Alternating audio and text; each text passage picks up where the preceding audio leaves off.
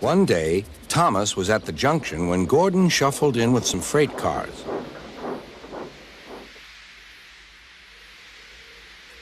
Phew, remarked Thomas. what a funny smell. Can you smell a smell? I can't smell a smell, said Annie. A funny, musty sort of smell, said Thomas. No one noticed it till you did, Grunted Gordon. It must be yours. Not long ago, he had fallen into a dirty ditch. Thomas enjoyed teasing him about it. Annie, Clarabelle, do you know what I think it is? It's ditch water. Before Gordon could answer, Thomas puffed away. Annie and Clarabelle could hardly believe their ears. He's dreadfully rude. I feel quite ashamed. I feel quite ashamed. He's dreadfully rude. And to Thomas they said, "You mustn't be rude. You make us ashamed." But Thomas didn't care a bit.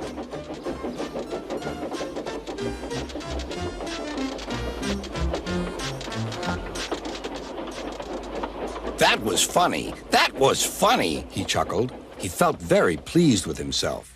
Annie and Clarabelle were deeply shocked. They had great respect for Gordon, the big engine.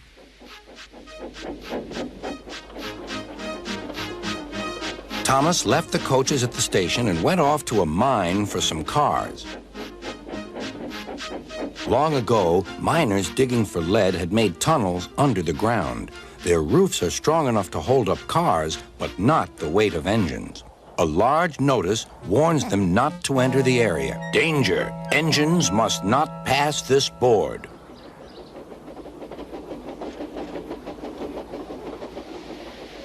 Silly old board, thought Thomas. He had often tried to pass it, but had never succeeded. But this morning he had made a plan. The fireman went to throw the switch. Now for my plan, thought Thomas. Bumping the cars fiercely, he jerked his driver off the footplate and followed them into the siding. "Come back!" yelled his driver. "Fire and smoke," said Thomas. "I'm sunk." And he was. "Oh, dear," he said, "I am a silly engine." "And a very naughty one, too. I saw you," said Sir Topham Hatt. "Please get me out. I won't do it again." "I'm not sure.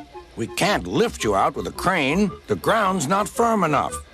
Let me see. I wonder if Gordon could pull you out." "Yes, sir," said Thomas, but he didn't want to meet Gordon just yet. "Down a mine, is he?" laughed Gordon. What a joke!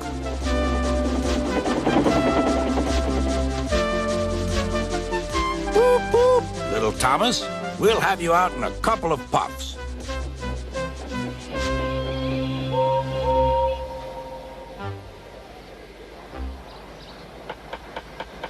Strong cables were fastened between the two engines.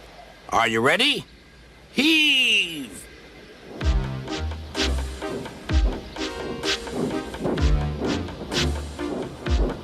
It was a lot harder than they all thought.